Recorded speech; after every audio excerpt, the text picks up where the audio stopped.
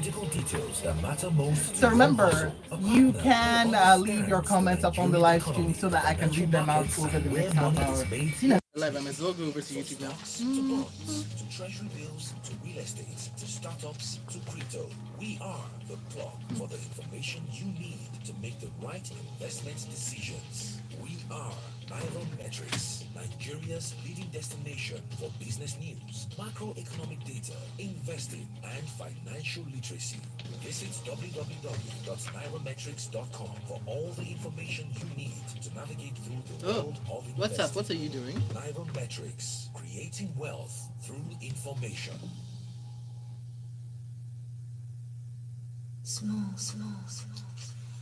The Smooth Breakfast presents the headlines, the stories, the news.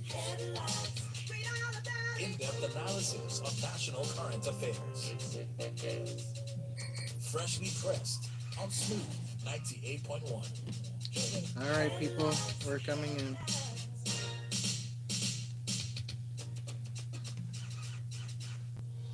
Nairametrics, creating wealth through information.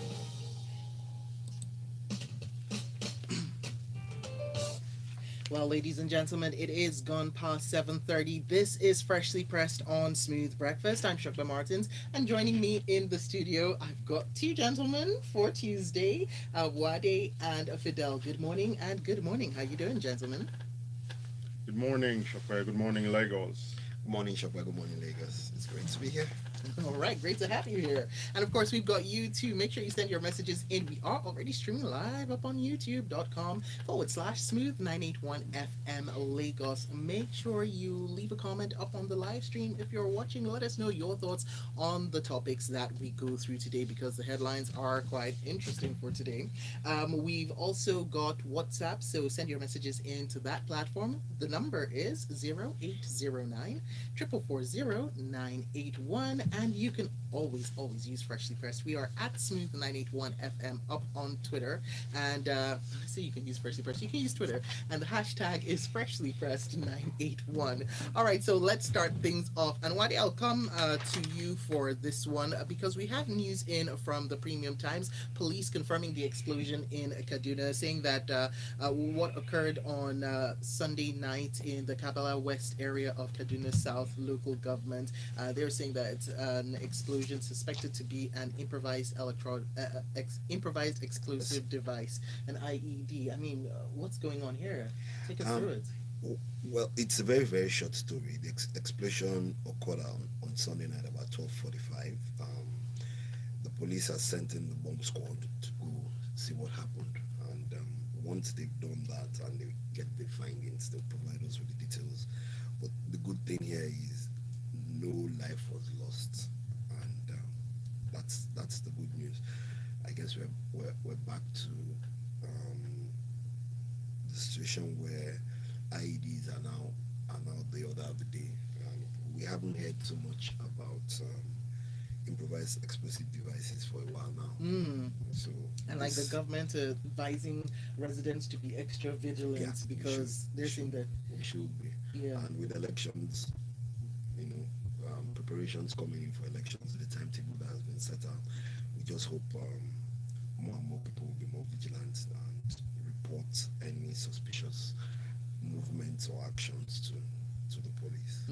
All right. Well, the government of Kaduna has come out and said that residents and should be vigilant as they are saying that explosive devices have been planted by terrorists in various parts of the state, saying that they also may be planning to, and I quote, discreetly place explosives in public facilities such as schools, hospitals, hotels, bars, entertainment, basically anywhere people are. So they're saying be careful.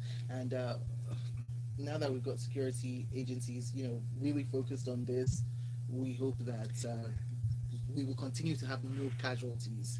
Amen. All right, let's move on now. News in from The Guardian. Nigeria says 256 citizens received from Ukraine in Romania, Hungary, and Poland. Now, going into the details of the story, let's do this. The we've heard from the permanent secretary in the Ministry of Foreign Affairs, Gabriel Aduda, who informed us that the diplomatic mission has received 130 citizens from Ukraine at Bucharest and Romania since Sunday.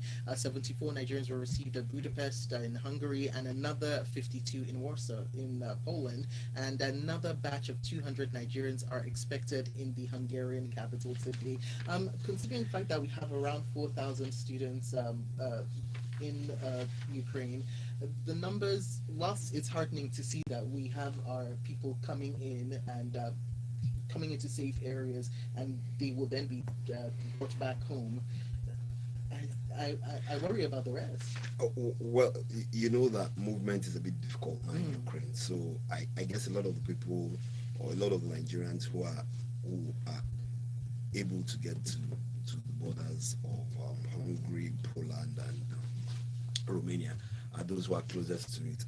I really don't know. They've not provided us that information, but at least it's good to know that it's become much easier for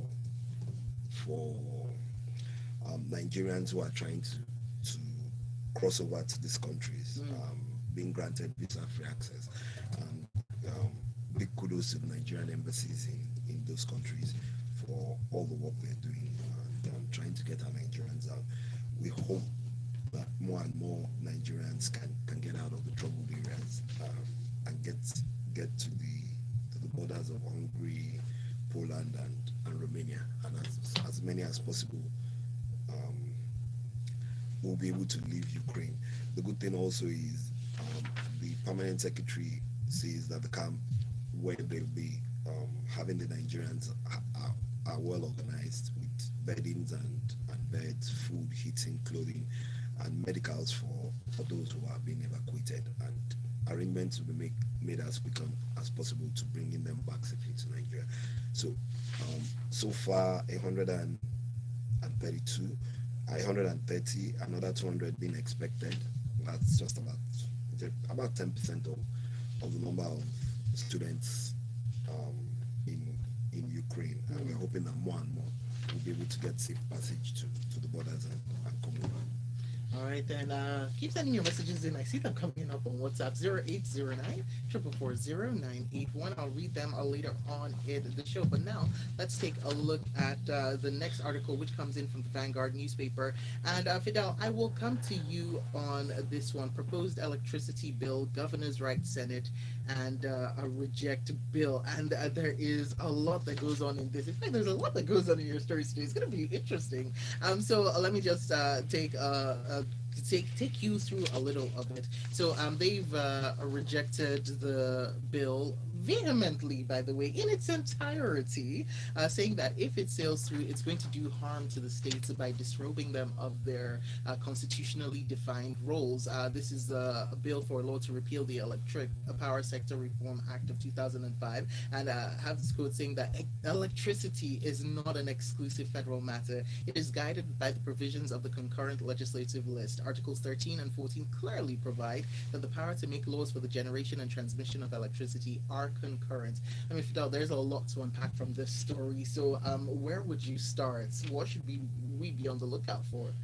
I mean, I commend the governors forum of like, well done for being watchful on what's happening with this. I mean, when it comes to power, electricity, it is something that in Nigeria has been on for such a long time. And we wonder why in 2022 we still have epileptic power supply. But let's look at the legalese of it, right? There's the whole value chain, first of all, when it comes to electricity, the generation, distribution, and then the generation, transmission, then the distribution. And then our lawmakers are bringing a new law, again, back to making more laws. But in this time, they're trying to harmonize the laws that already exist. But the governors are saying, no, you can't take all these powers in electricity generation and domicile it in the Minister of Power. And then his partner is going to be the committee, the power committee in Abuja. And then we the states, or we the components where the electricity is being generated from, have no say. And the governors are saying, Oga, you've been of this thing since the age of time. There has been epileptic power supply, power purchase agreements have not been honored. The sector is in crisis, and there's a lot of monies being owed to contractors.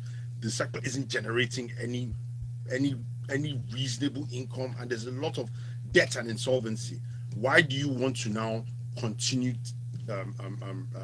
accumulating power in the power sector? It's madness. I agree with the governors forum, and I feel like indeed they really need to rejig that proposed bill. I mean, I'm always up for harmonizing existing laws, but in this case, and I'm surprised it has already gotten to the stakeholders hearing already. I mean, it's past the second reading.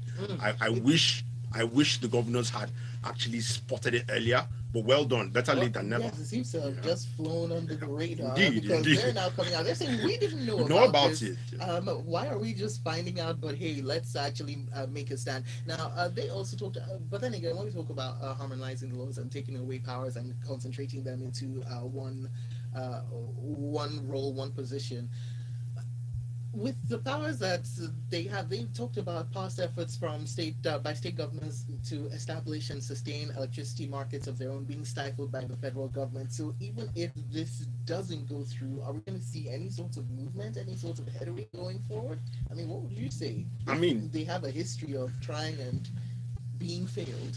I mean, look, if there is an amendment and there's input from the Nigerian companies, that's our states, the governors forums are saying, okay, we have a track record. We have been trying. There's Lagos, River State, Edo State that have been trying to do something with respect to power generation. And you're saying that the only areas where we have power are places where the national grid doesn't cover. But these guys are saying if northern Nigeria has this renewable energy thing going on, and then Lagos does. I mean, in the past we talked about Lagos policy on power and the rest. So they are saying with the little we've gotten, we've done so much. You have, I mean, it's a concurrent responsibility. But with the powers that have been in your end, you haven't really done so much. I mean, it's almost like the governors are throwing shade at federal. As if I think they almost. are. so I mean, it's a let work speak for themselves, and I really commend them, and I hope the lawmakers will listen. Well, speaking about the work speaking for itself, they've said after 71 years of sole and unchallenged central control of the electricity sector, we live with a sector divided in two parts. One part being federal government controlled and regulated, which is today insolvent, bankrupt, and delivers no more than approximately 4,000 megawatts daily to 220 million Nigerians, which is barely enough to power two 10-watt light bulbs a day. If you average it across the number of Nigerians it's supposed to power up, versus the other parts, which is the alternative slash backup market, with an estimated capacity of 40,000 megawatts, so much that Nigerian citizens are their own electricity providers, which we all know about. Don't we? All right, let's move on now. Like I said, this is a pretty long, pretty interesting, very involved story, so go and check it out if you can. Comes in from the Vanguard newspaper. Proposed electricity bill, governors write Senate and reject bill. All right, moving on now to an even more involving story is this one in from the Premium Times. Constitution review, National Assembly to vote on immunity clause, independent candidacy, VAT, and others. So the Senate and the House of Representatives will be voting today during each of their plenary sessions on 68 proposed amendments to the 1999 Constitution, with some key amendments being the granting of life pensions to presiding officers of the National Assembly, financial autonomy for state assemblies and judiciary, legalizing virtual court proceedings. That's an interesting one. And a key one, diaspora voting. I know I haven't even begun to touch the tip of the iceberg, Fidel. So my question to you would be, what are some of the amendments that stand out to you, and what do you want to see come out of today's session? And I suppose, what do you expect to see? Because there's usually a difference. Your thoughts? I mean, I'm one of the people that would say, back in the day, I'm one of the people that would say, throw the 1999 Constitution away. We need a new grown to govern this country and come to speed where we are as a nation. However, it's always easier to amend an existing law and just touch on areas gradually. I think it's a faster approach. It helps lawmakers to maybe would I say, I mean, it's almost like a whack-a-mole approach, but it helps them to at least touch on areas that are really pressing. So some of the areas these amendments cover is, like you said, financial autonomy, for the judiciary, and also I think the state's house, remote trials, that's virtual court proceedings, as you said, diaspora voting, extra seats for women. I don't know. The public still seems to be divided on that. Hey, people, what do you think? I mean, keep sending your messages. the seats were always there for both men and women. Now saying it is only for women, I don't know. I leave it to the Nigerian public. So extra seats for women, a mayor of the FCT, and immunity for the Senate president, speaker, and deputies. Excuse me. We have, I mean, there's mixed feelings about immunity for the governors. You're now putting immunity for the Senate president, speaker, and the deputies. First off, I mean, what is the rationale behind immunities? Let's start with that. Immunities is in the essence that if people keep throwing court proceedings while this gentleman is in office, you're going to distract him. Maybe there's a subpoena and whatnot. When he's supposed to be busy, it's just going to be a distraction. So with the amount of, I'm sorry to say, but with the amount of recess we have in our legislative house, I don't know why the Senate president and the speakers need immunity. I mean, somebody should send in a comment and explain why, the good rationale why the Senate president needs an immunity. But aside that, I am for most of the amendments. I don't know why there is nothing that covers policing. I mean, I've said it countless times, like, we need to decentralize the way the policing system of our country is. So I mean, I'm well done with the amendments. I hope to see more, and I hope some of these provisions are being challenged.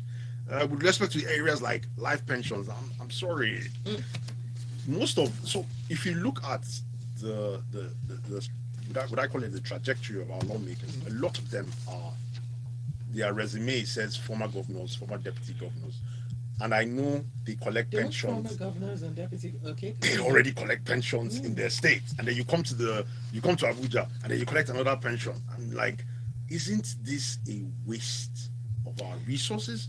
Aside from that, just to also add to that, what it then means that if that is agreed to, the states are going to pass their own bills too. Yeah, it opens like a Watergate. Yeah. So you're opening a Watergate. Already we're spending about 7.8 billion every year on past presidents and vice presidents. That's from the federal level.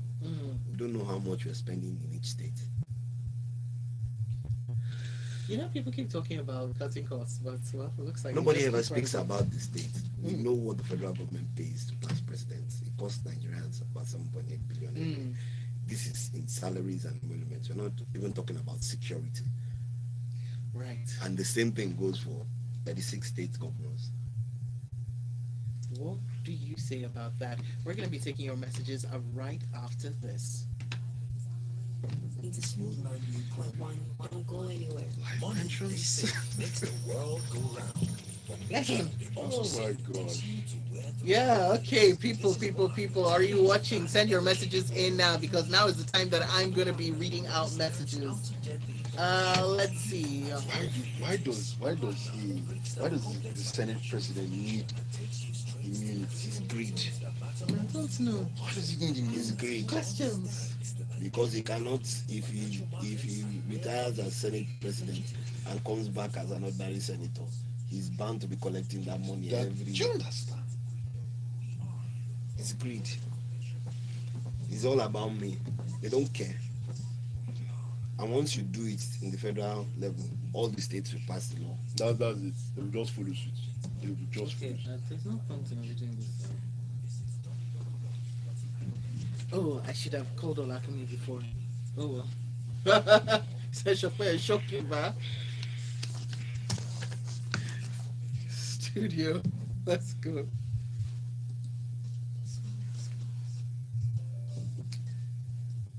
Okay, here we are reading your messages up on 0809 440 That is the WhatsApp platform. You can also send messages in to Twitter. We are at Smooth981FM. Use the hashtag FreshlyPressed981. And of course, streaming live up on youtube.com/Smooth981FM Lagos. You can leave your comment up on the live stream and I will get to them. Okay, the messages are coming in. So, regarding, oh, is this, there's no name to this message. But just saying that regarding the Nigerians who are currently stranded, or no, not stranded, currently in transit. Yes, that's the word. Thank you. They can stay in those countries for now because home is not the way it used to be. I think home is still the best place, even if it's changed a little. All right, we've got this one in. Peter saying, pension for someone who served in a political office for 8 years. Please, where is the money coming from? He goes on to say, little wonder they will do anything illegal to get political office. What a waste of resources. Bjorn listening from Dubai comes in with this one for immunity for Senate President and Deputy. That is ridiculous. I thought we would be discussing issues that affect Nigerians directly, like education, healthcare, security, infrastructure, and so on. These guys just do not get it. Whilst Wale says extra seats for women, I really don't support it. Let women compete like a man. Having it look like you're doing them a favor, which should not be. Let women earn it. You celebrate that better than men saying, if not for us, you will not get it. My opinion, says Wale. All right. And Forche says, Chapa, shock you back. Yes. Yinka Bolu says, investigative journalism is not all that in Nigeria. So you mean there's no way we can't get the folks that added the immunity and life pension sections? It just didn't appear in there. Someone put it in, and who is that human being? I'm guessing we'll be talking about that come 8 because that's when Lagos you will be talking. And I think you already know what we're going to be talking about because that Constitution Review article is wow, it's a hole that we need to just keep digging at because we need to break ground on that. All right, and more messages coming in, but also we have more stories. So I will divide our time between the two. Okay, so let's take a look at the next story up for discussion, and that comes in from the Punch newspaper. NAN's protests as to strike threatens to shut down government activities. So, now, the Niger State chapter of the National Association of Nigerian Students has threatened to shut down government activities in the state, and this is in line with the directive they say from the national headquarters. And this is if the federal government does not resolve its issues with the Academic Staff Union of Universities. They're saying the federal government has treated them with insincerity, and that it's just been an issue that refuses to quit, and that this needs to be that they're not thinking about the best interests of the students. But what would you say to this? This story is really pathetic. I mean, we've been hearing. I mean, I've been hearing of ASU strikes for as long as I can remember. And now the students are now getting involved. Like, okay, you know what? Since both of you aren't going to be reasonable, we are going to demand that you be reasonable. I don't know what exactly. I don't know why the story is only covering Niger State. The Niger State, I'm surprised because I thought it would be like a nationwide thing because we have. I mean, we've been hearing that maybe we, in quotes, are the leaders of tomorrow. If the leaders of tomorrow are not in school, who told you that? if the leaders of tomorrow are not in school, how are they supposed to lead? And then we have most of these lawmakers having and I have nothing with foreign education. I have no problem with foreign education, but you have most of these leaders with their kids studying overseas. Where will such where will such a person find You're the saying empathy? where would the interest be in dealing with in making life easier and better for our students? There's no empathy from these people, our government, to students, because if it's something that is not pinching you, you cannot feel the impact. I mean, I know ASU has a part to play as well, but this table or this agreement that never seems to click or never seems to be in order has a problem. And I feel like our students must it's not. I'm not saying. I mean, I would not support violence, but our students must demand that their schools are A reopened. resolution is come to and agreed upon and adhered to, no less, because we keep having agreements that nobody seems to agree on. Agreement. They're just memorandums of understanding. There's no agreement. All right, moving on, Wadi. So we have this one in from the Guardian newspaper. Ipman and Nupeng tango over illegal increase in petrol price. This is an interesting one because we've seen fuel scarcity worsening in many parts of the country over the last fortnight, and fuel stations have increased the pump price of petrol higher than the official 165 naira per liter. And Nupeng has issued a 24-hour ultimatum to Ipman members this was on Sunday, to revert to the official pump price. But Ipman says such a directive is not within the former's purview. We already know whose purview it is within. Why aren't we seeing more petrol stations being shut down if they're so blatantly disregarding official prices? Well, if the officials themselves are not sure of how much the petrol is being taken, at what cost the petrol is being taken out of the depots, then this is what you find. Right. Scarcity is there. First of all, once there's scarcity, automatically prices. It's an issue of demand and supply. Yes, you start paying gate fee, entrance fee. So people make the best of it. But it's amazing that Nupeng, who are the ones who move the petrol from the depots, who know what it costs, are the ones challenging Ipman to make it 165 naira. Why not go to the authorities who are responsible for ensuring that these stations sell at 165 naira? And But then I think it seems to be a case of trying to get instant results, because we've seen police officers going to this was a couple of weeks ago when it all first started, going to arrest petrol station well, staff. it's I don't know. It's an issue of which comes first, the chicken or the egg, and that's the way I see this. It's unfortunate that the crisis is still on. Yesterday we heard that it would continue for a while because of the war in Ukraine, meaning that like we said, they've continually lied to us that they had 30 days reserve, and this is the outcome. Petrol prices are going to be a bit high, even because you can't even get it in the You're right. stations.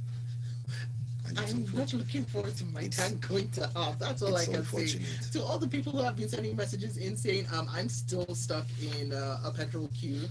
Someone actually sent in a message earlier on saying, oh yes, I left my house very early this morning thinking I would, by the time Percy Press was on, I would already be at work, but I'm still in the petrol queue. We've got messages coming in. Yinka Balu saying, Chakra, why did you leave out the part of the Minister of Education walking out on them? He goes on to say he needs to be dragged by his Akada. Is it a lie that his children schooled abroad? We've got this message in up on youtube.com/smooth981fm. Baba Femi Onogbeson says, regarding the pension news, even Chopper lost speech.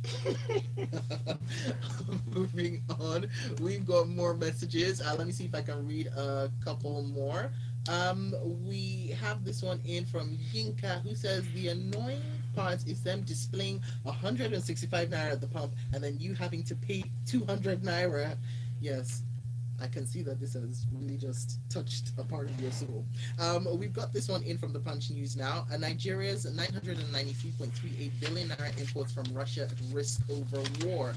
Saying that the article goes on to explain that Russia is among one of Nigeria's top 10 import trade partners, and that there are four main items that that are currently under review: durum wheat, herrings, blue whitings, and mackerel. This according to a report.